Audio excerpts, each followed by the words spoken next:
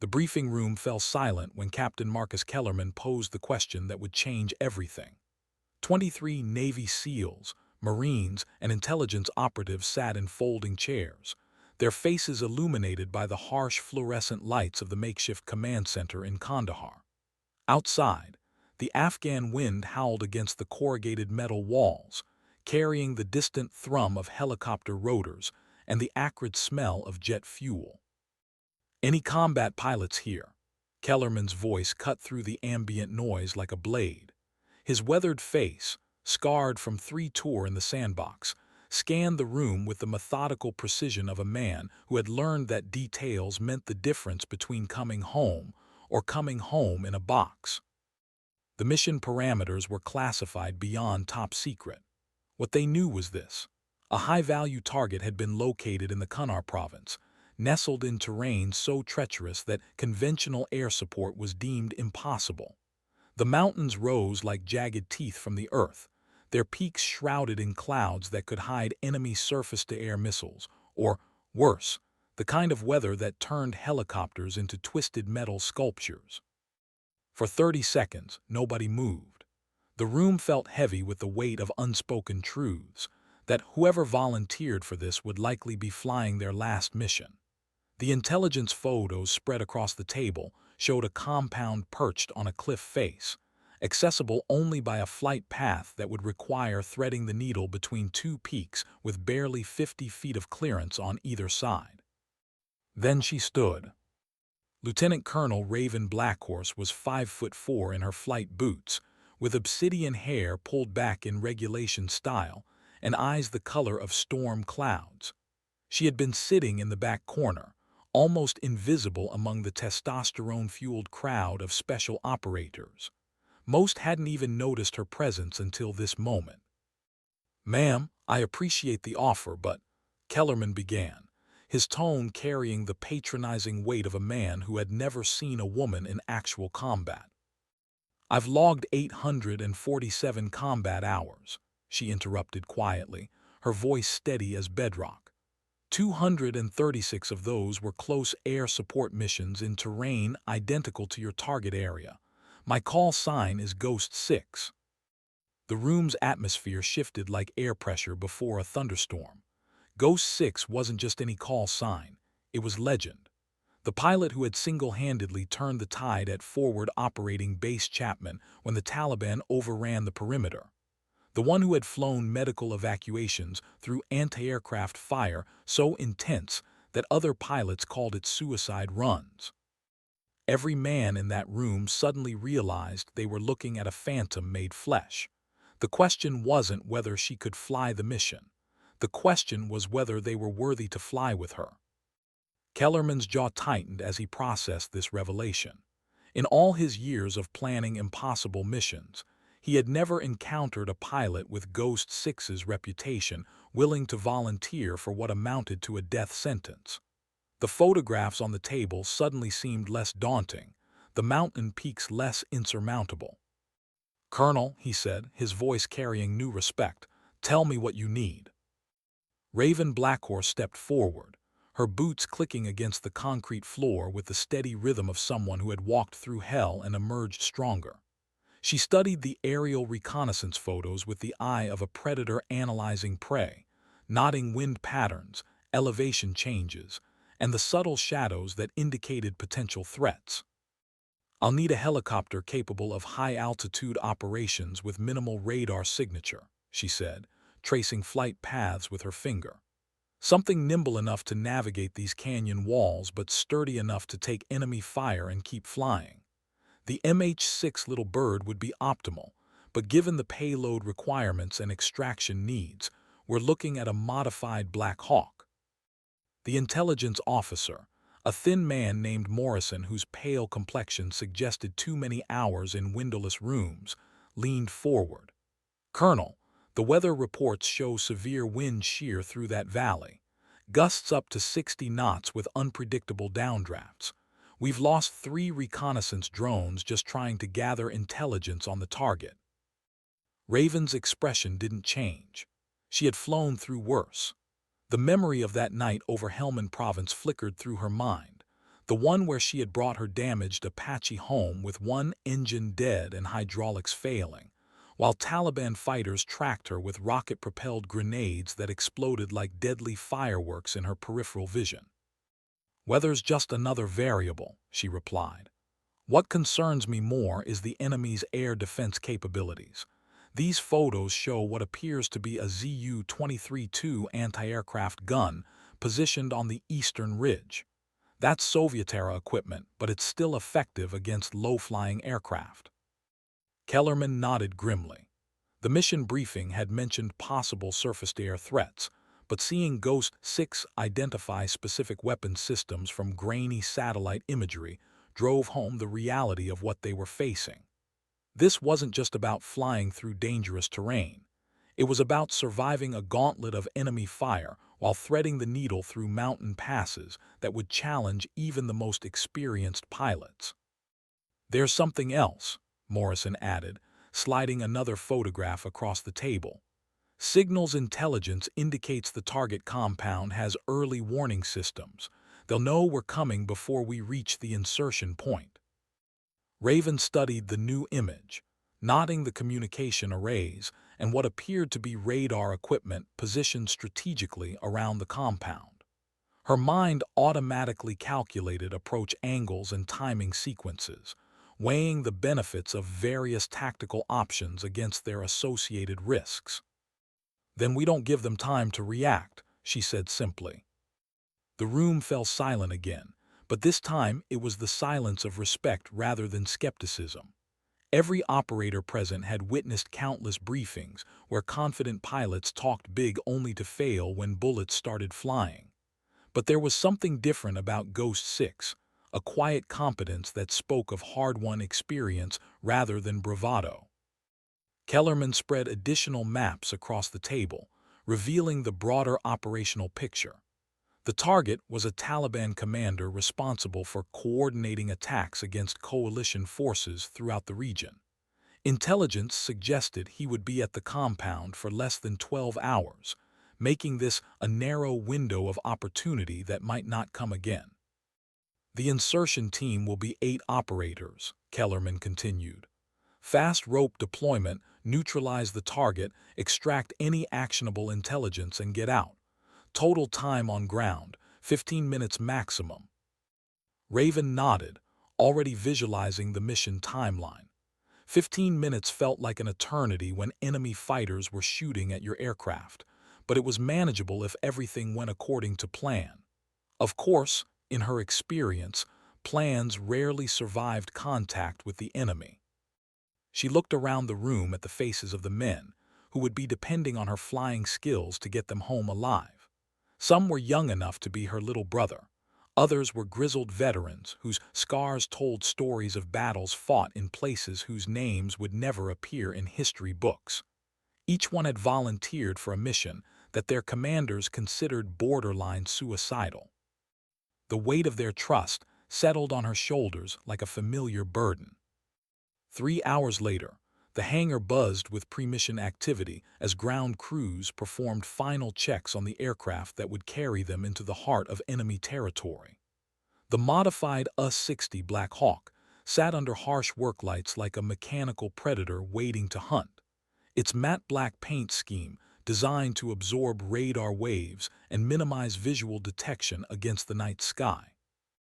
Raven walked the aircraft's perimeter with Chief Warrant Officer Tommy Yazzie, her co-pilot and the closest thing she had to family in this godforsaken war.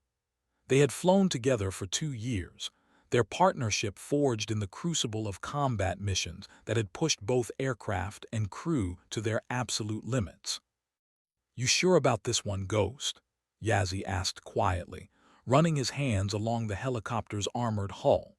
His Navajo heritage showed in his weathered features and the turquoise bracelet he wore beneath his flight suit, a gift from his grandmother that had survived more firefights than either of them cared to count.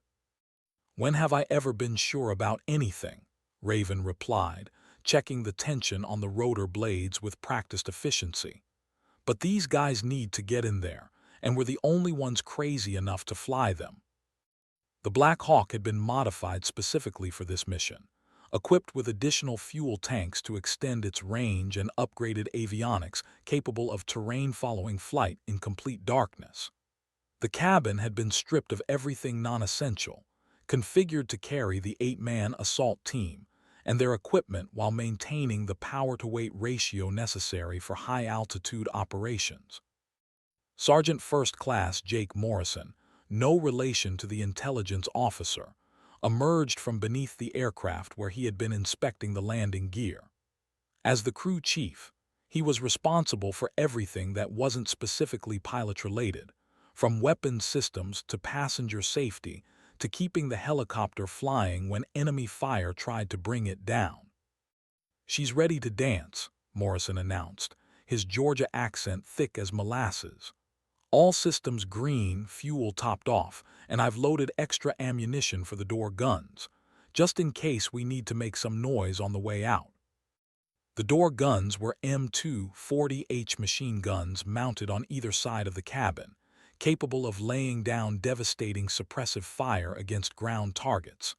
Raven hoped they wouldn't need them, but experience had taught her that hope was a luxury that combat pilots couldn't afford. As she climbed into the pilot's seat, the familiar ritual of pre-flight checks helped calm her nerves. Every switch, every gauge, every indicator light had its place in the choreographed dance that would either bring them home safely or ensure they died trying. The SEAL team arrived as darkness settled over the airfield like a black wool blanket. 8 men dressed in desert camouflage, their faces painted with patterns that would help them blend into the shadows. They moved with the fluid precision of apex predators, every gesture economical and purposeful. Captain Kellerman approached the aircraft as Raven completed her final systems check. Through the cockpit window, she could see his team loading equipment into the cabin under Morrison's watchful eye. Night vision goggles, communications equipment, weapons, and explosives, everything they would need to complete their mission and hopefully survive it. "Colonel," Kellerman said over the intercom, his voice crackling through the helmet speakers, "my boys are ready. How about you?" Raven's hands moved across the control panel with muscle memory precision, bringing the Black Hawk systems online one by one. The turboshaft engines began their familiar whine, building to the deep thrumming roar that every combat pilot knew by heart. "Ghost 6 is ready to fly," she replied. The takeoff from Kandahar felt routine until they crossed into enemy territory 30 minutes later. The landscape below changed from the relative safety of coalition-controlled areas to the wild, untamed mountains, where Taliban fighters moved like ghosts through valleys that had swallowed armies for centuries. Raven flew with night vision goggles that painted the world in green and black, following terrain features that appeared on her navigation display as glowing lines and symbols. The Black Hawk skimmed barely 50 feet above the rocky ground, using the natural contours of the land to mask their approach from enemy radar systems. "Ghost 6, this is Overwatch," crackled the voice of their airborne command and control aircraft circling somewhere high above. "We're showing multiple heat signatures in your target area. Looks like more activity than expected." "Copy, Overwatch," Raven replied, her voice steady despite the knot of tension building in her stomach. "Any changes to the mission parameters?" "Negative. Proceed as planned, but be advised, you may have more company than anticipated."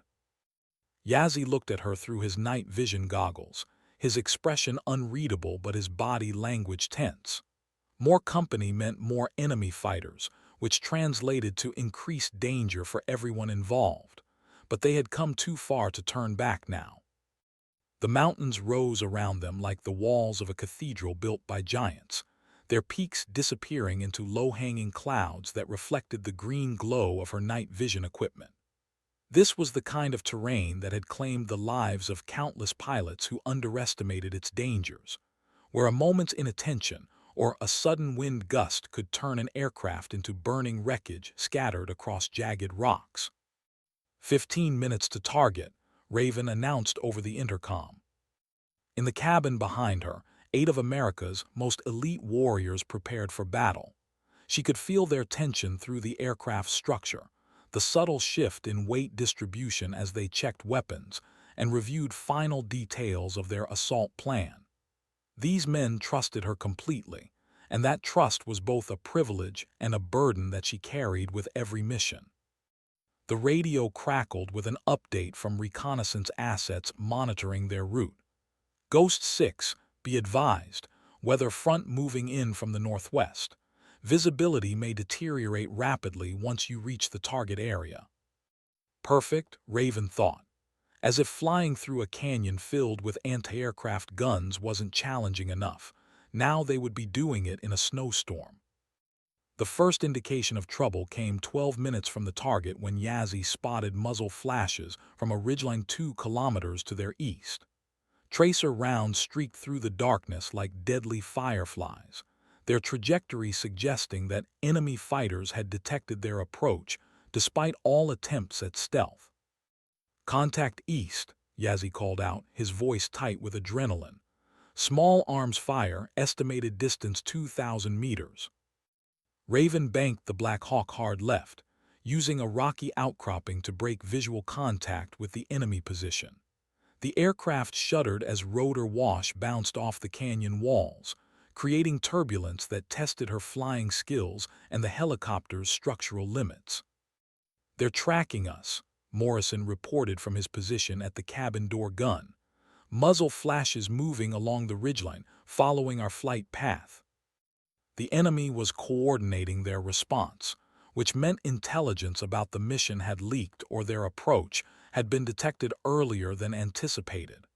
Either way, the tactical situation had just become significantly more complicated. "Ghost 6, this is Overwatch. We're monitoring enemy communications. They're calling for reinforcements and attempting to coordinate an ambush at your target location." Raven's jaw tightened as she processed this information. The mission window was closing rapidly, but the SEAL team still needed to reach their objective. Aborting now would mean losing their only chance to eliminate a high-value target who was responsible for the deaths of dozens of coalition personnel. "How long until reinforcements arrive?" she asked. "Estimated 12 to 15 minutes. Which meant they had exactly enough time to complete the insertion, assault the compound, and extract the team before the area became completely untenable.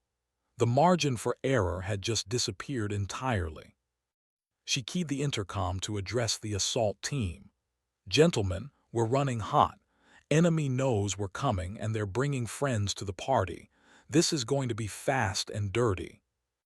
Captain Kellerman's response came immediately.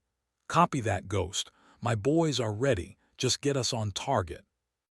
The canyon narrowed as they approached the final approach point, its walls rising like prison bars on either side of their flight path. Raven could see the target compound ahead, perched on its cliff face like an eagle's nest designed to be impregnable from ground assault. Enemy muzzle flashes erupted from multiple positions around the compound as defenders opened fire on their approaching aircraft. Tracer rounds crisscrossed the canyon in deadly patterns, while the distinctive sound of heavy machine gun fire echoed off the rock walls. "Taking fire from multiple positions," Morrison called out as he returned fire with his door gun. "Heavy resistance. Looks like they were ready for us." The Black Hawk bucked and shuddered as enemy rounds impacted its armored hull, but the aircraft's robust construction absorbed the punishment and kept flying. Raven focused on threading the needle between the canyon walls while avoiding the worst concentrations of enemy fire, her hands steady on the controls despite the chaos erupting around them. A rocket-propelled grenade streaked past the cockpit, missing them by mere feet before exploding against the opposite canyon wall in a shower of sparks and debris. The shockwave rocked the helicopter, but Raven corrected quickly, maintaining their approach vector toward the landing zone. 30 seconds to insertion," she announced. The compound's defenses had been positioned to repel ground assault, not aerial insertion, which gave them a narrow tactical advantage. But that advantage would disappear the moment the SEAL team hit the ground and enemy reinforcements arrived to complete the encirclement. Raven flared the Black Hawk into a hover above the compound's central courtyard, maintaining position despite the intense enemy fire converging on their location. The aircraft bucked and twisted in the rotor-wash turbulence created by the surrounding rock walls, requiring constant control inputs to prevent a crash. "Ropes away," Morrison shouted as fast rope deployment began. 8 shadows dropped from the helicopter into the compound below, their descent masked by the tactical darkness that had become their signature weapon. The compound erupted into close-quarters battle as the SEAL team engaged enemy defenders at point-blank range. Muzzle flashes strobed through the darkness like deadly lightning, while explosions echoed off the canyon walls. Through her night vision goggles, Raven watched the systematic destruction of organized resistance as America's most elite warriors did what they had been trained to do. "Ghost 6, this is Alpha Team Leader," Kellerman's voice crackled through the radio static. "Target secured. Beginning intelligence gathering. Stand by for extraction." But standing by wasn't an option. Enemy reinforcements were less than 5 minutes out, and the Black Hawk was taking increasingly accurate fire from positions that had adjusted their aim during the insertion. A heavy machine gun on the eastern ridge was walking rounds toward the helicopter's vulnerable fuel tanks, while mortar fire began dropping into the canyon with mathematical precision. "We need to move," Yazzie said urgently. "They're bracketing us with indirect fire." Raven nodded, pulling the Black Hawk into a defensive orbit around the compound while maintaining visual contact with the SEAL team below. The aircraft had taken multiple hits, but all critical systems remained operational. For now. A mortar round exploded 50 meters from their position, close enough to pepper the helicopter's hull with shrapnel fragments. Warning lights flickered on the instrument panel as secondary systems registered damage, but the engines continued running smoothly, and the flight controls remained responsive. "Alpha Team, what's your status?" Raven called. 2 minutes. "We found the intelligence jackpot, but it's going to take time to download everything." 2 minutes felt like 2 hours when enemy fire was intensifying, and reinforcements were closing the trap around them. But intelligence that could save the lives of coalition personnel throughout the region was worth the risk, even if it meant pushing their luck beyond reasonable limits. The radio crackled with an urgent transmission from Overwatch. "Ghost 6, enemy reinforcements are 3 minutes from your position. Large force, estimated company strength with heavy weapons." A company of enemy fighters would turn the canyon into a killing field. The Black Hawk could fight its way out against current opposition levels, but facing 100 Taliban fighters armed with heavy weapons would be suicide for aircraft and crew alike. "Alpha Team, we're out of time," Raven announced. 30 seconds to extraction, ready or not." "Roger that, moving to extraction point now." The SEAL team's tactical discipline showed as they conducted a fighting withdrawal from the compound's interior, laying down suppressive fire to cover their movement while maintaining unit cohesion under intense pressure. These men had trained for exactly this scenario countless times, and their muscle memory took over when conscious thought became impossible. Raven brought the Black Hawk back into hover position above the extraction point, fighting wind gusts that tried to push the aircraft into the canyon walls. Morrison deployed the fast ropes again as enemy fire reached crescendo intensity, with every defender in the compound shooting at their aircraft from multiple angles. The first SEAL was halfway up his rope when a rocket-propelled grenade detonated against the helicopter's tail boom, sending shockwaves through the entire airframe. Warning alarms screamed in the cockpit as hydraulic pressure dropped and electrical systems flickered, but the aircraft remained flyable. "We're hit," Yazzie called out, scanning his instrument panel for damage assessment.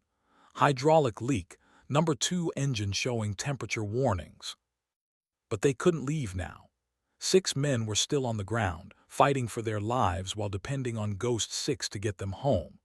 Raven fought the damaged aircraft's tendency to yaw left while maintaining hover position, her hands moving across the controls with practiced precision. One by one, the SEAL team members climbed their ropes to safety. Each ascent felt like an eternity while enemy fire concentrated on the stationary aircraft. But Morrison's door gun kept the worst threats suppressed with disciplined bursts that conserved ammunition while maintaining psychological pressure on enemy fighters. Captain Kellerman was the last man up, following the leader's code that demanded he ensure every subordinate's safety before considering his own. As he cleared the cabin door, his voice came through the intercom with professional calm that belied the chaos surrounding them. "All souls aboard. Ghost 6 is clear to depart." Raven didn't wait for confirmation. The Black Hawk dropped away from the compound in a steep diving turn that used gravity to build airspeed while presenting a difficult target for enemy gunners. The canyon walls blurred past as she pushed the damaged aircraft to its limits, racing to clear the kill zone before enemy reinforcements could complete their encirclement. Behind them, the compound continued to burn from explosive charges the SEAL team had placed during their hasty withdrawal. Intelligence documents that could have revealed coalition operational plans were now reduced to ash and smoke, while their primary target would never again coordinate attacks against American forces. But they weren't safe yet. The flight home stretched ahead like a gauntlet of potential disasters. The helicopter's number 2 engine was running hot, hydraulic fluid was streaming from the damaged tail boom, and warning lights painted the cockpit in angry red illumination. Worse, enemy fighters throughout the region had been alerted to their presence and were positioning themselves along likely escape routes. Ghost 6, this is Overwatch. We're tracking multiple enemy vehicles moving to intercept your route home. Recommend deviation to alternate extraction corridor. The alternate route would add 40 minutes to their flight time, 40 minutes that the damaged Black Hawk might not survive. But flying through enemy ambush positions would guarantee their destruction, making the choice academic rather than tactical. Roger, Overwatch, diverting to alternate route. Raven banked the helicopter toward the secondary flight corridor, a narrow valley that would provide some protection from ground-based threats while adding dangerous terrain challenges to their list of problems. The engine temperature continued climbing despite Yazzy's attempts to manage the cooling system, while hydraulic pressure dropped steadily toward the minimum required for controlled flight. 20 minutes from safety, the number 2 engine finally gave up. Warning alarms filled the cockpit as turbine temperatures exceeded safe limits and automatic shutdown procedures activated, reducing their power by 50% and making continued flight marginal in the thin mountain air. "Engine 2 is offline," Yazzie reported with characteristic calm. "Single-engine flight profile, maximum gross weight for this altitude." Which meant they were right at the edge of the aircraft's performance envelope. Any additional damage, weight, or altitude gain would exceed the remaining engine's capability to keep them airborne. But Raven had flown damaged aircraft before, and she knew the Black Hawk's capabilities better than she knew her own face. The helicopter could make it home if she flew it perfectly, managing every control input and power setting with surgical precision. The landscape below slowly changed from hostile mountain peaks to the relatively friendly terrain surrounding Kandahar Air Base. Coalition forces controlled this area, which meant enemy activity was limited to sporadic sniper fire and improvised explosive devices rather than organized ambushes.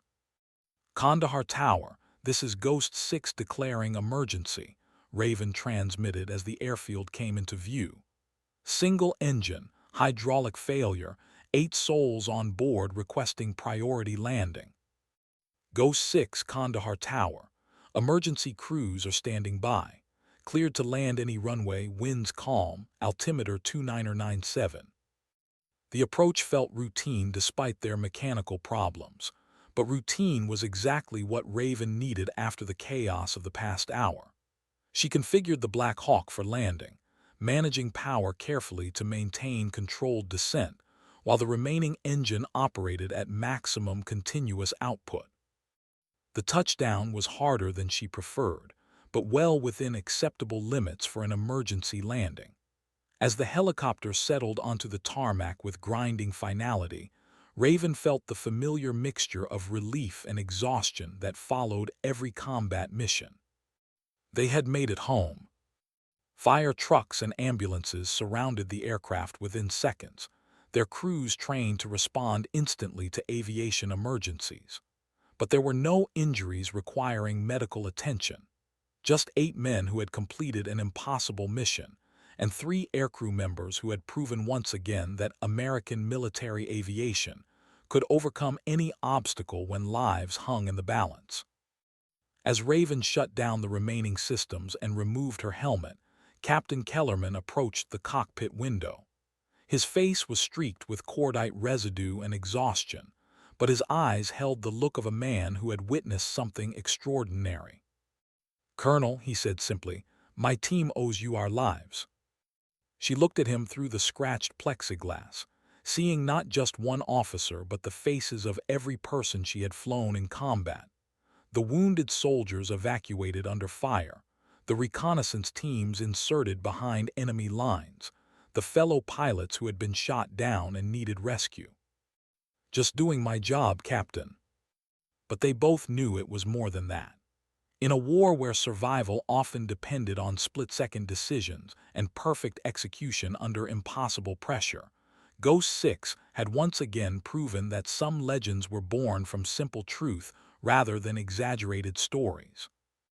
The mission debrief took place 6 hours later in the same briefing room where everything had started.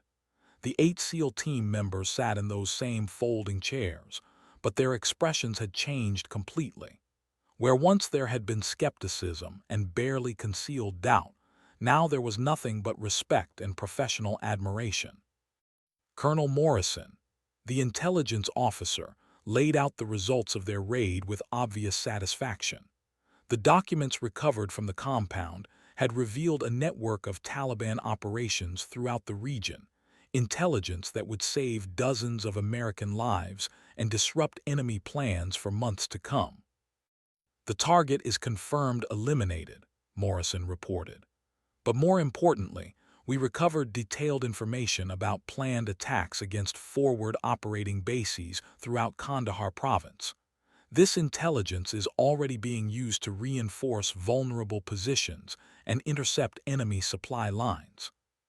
Captain Kellerman stood to address the room, his formal bearing reflecting the gravity of what they had accomplished together. "Gentlemen, we succeeded because we had the finest combat pilot in the United States military flying our mission. Colonel Blackhorse didn't just get us to the target and home again. She made the impossible look routine." The applause that followed wasn't the polite acknowledgement typically given after mission briefings. It was the genuine recognition of professional warriors who had witnessed exceptional skill under the most demanding circumstances possible. But for Raven, the real satisfaction came from simpler things. 8 men would return to their families. Intelligence gathered at enormous risk would protect other soldiers serving in harm's way.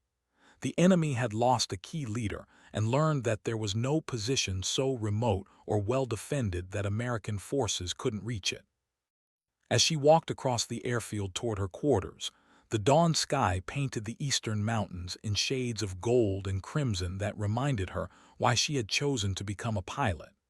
Up there, above the politics and bureaucracy and daily frustrations of military life, there was a purity of purpose that made everything else worthwhile. Her call sign was Ghost 6 because she could appear anywhere, anytime, under conditions that would defeat lesser pilots. But the real reason she flew wasn't for recognition or career advancement or even patriotic duty. She flew because there were people who needed her skills to survive, and failure simply wasn't an option when lives hung in the balance. The Black Hawk she had flown that night would require weeks of repairs before returning to service. The engine damage was repairable, and the hydraulic systems could be rebuilt, but the aircraft would bear scars from enemy fire for the remainder of its operational life. Just like the people who flew them. 3 months later, Raven received orders transferring her to a training command where she would pass her knowledge to the next generation of military pilots. Some might have viewed this as a step backward, a sign that her combat flying days were over. But she understood the real purpose of her new assignment. Every technique she taught, every lesson learned from years of combat operations, every hard-won insight about flying in hostile territory would multiply through the students who would carry her knowledge into future battles. Ghost 6 would live on in every pilot who learned to thread the needle between impossible odds and acceptable risk. The legend would continue not because of one person's exceptional abilities, but because those abilities could be taught to others who would face similar challenges in defense of American interests around the world. On her last day at Kandahar, Raven stood beside the repaired Black Hawk that would soon carry other crews into harm's way. The aircraft looked identical to the one she had flown on that desperate mission months earlier, but she knew it was different in ways that couldn't be seen or measured. It had been tested in the crucible of combat and emerged stronger. Like its pilots, the machine had learned lessons that would serve it well in future battles against enemies who mistook American resolve for American weakness. The war would continue long after she departed for her new assignment. Other pilots would fly similar missions, face comparable dangers, and make split-second decisions that determined whether warriors came home alive or didn't come home at all. But somewhere in the high-altitude, thin air above Afghanistan's deadliest mountains, Ghost 6's legacy would continue to fly. Not as memory or legend, but as living proof that when America's finest warriors needed someone to get them home safely, there would always be pilots willing to risk everything to make that happen. The story of one impossible mission had become the foundation for countless others, each one building on the lessons learned when a SEAL captain asked if any combat pilots were present, and a quietly competent woman stood up to accept a challenge that would have defeated anyone with less skill, determination, and courage. In the end, that was what legends were really made of. Not the dramatic moments that made headlines, but the quiet professionalism that turned impossible missions into routine victories, through nothing more than exceptional people refusing to accept failure as an option. Ghost 6 had answered the call. The mission was complete, and somewhere in the endless cycle of training, deployment, and combat that defined military aviation, the next generation of pilots was already learning to answer when their country called upon them to do the impossible. The sky was waiting.